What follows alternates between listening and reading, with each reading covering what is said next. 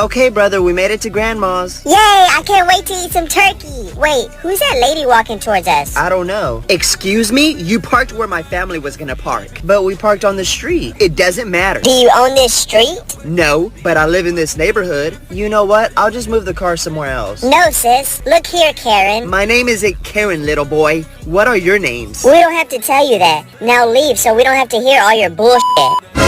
You have an attitude problem, and if you don't move your car, we're gonna have a problem. Oh, Karen, I got 99 problems, but a bitch ain't one.